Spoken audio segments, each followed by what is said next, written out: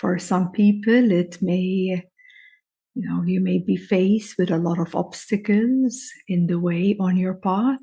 For others, it can be more smoother, more supportive.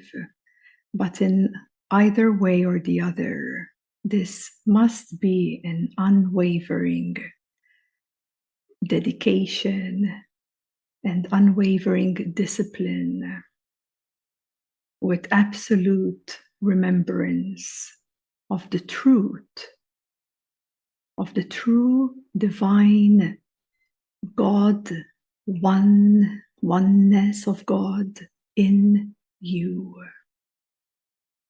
So yes, sometimes we need to step out of our environment. And sometimes, many times, most times, entering a retreat space. Yes, to receive and to give all this dedication to your soul, unforgetting of divine in you. Then this shifts, meaning wherever you are on this earth, wherever you are, there's always this oneness with God divine in you at all times. So there is this shifting that takes place, because just as when we start this awakening on our path to divine, this awakening process, we identify ourselves with the chakras at first, we identify with the Kundalini, and then we begin to identify with the emptiness and the space of being. Our identity on the spiritual path continues to change and transform according to where you're at.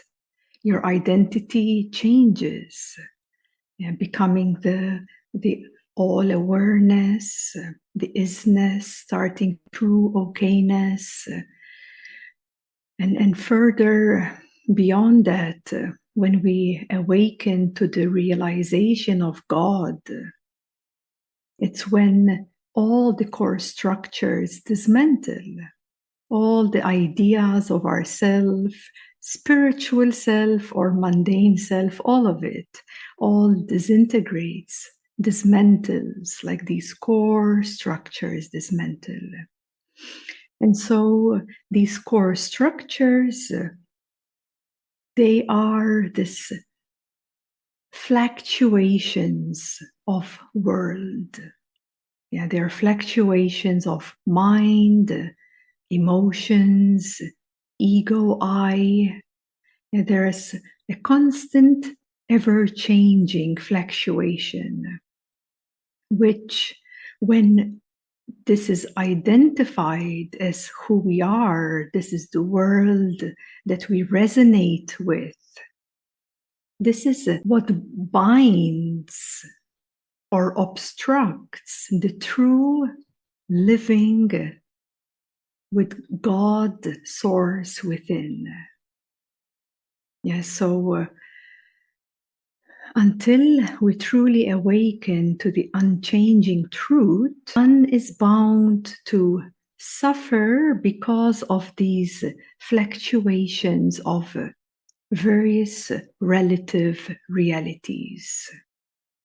It will touch upon your emotional body, upon your mental body.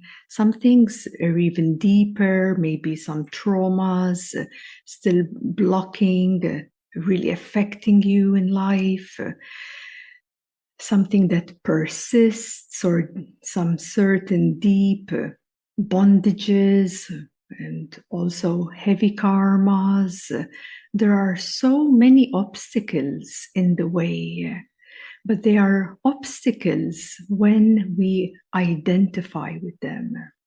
Just like with the world, you may see a lot of things happening in the world right now. Things are not so stable. There is a big wave of change. And although you may be triggered or touched by this kind of thing or that kind of thing. Whatever touches you, it's touching your world. There's something in your world that is, being stirred up. So that obviously notes to you that there needs to be a bit of more inner inquiry, checking in with yourself and seeing what is truly there embedded deeper within. But as soon as you polish through and further liberate your personality, further awaken to the one truth beyond all separation, beyond all separation, in the true unity with God, divine, then your reality will look very different. Then you will perceive the world or worlds out there or in there very different. So ultimately, it all comes back down to you, what you see of yourself to be. What you see of yourself to be. So having this direct rawness, I would say, being raw, being naked, being truthful, looking within you what is touching, what is obstructing this divinity, is the step forward, is the step towards not just peace, not just joy, not just harmony, but much more than that. Today, with Satmindo, we were having a conversation and sitting down and just looking outside at the nature. And now coming back from Nepal, coming back here, it's a very different space and different reality. And yet I was contemplating about these grand cycles of life.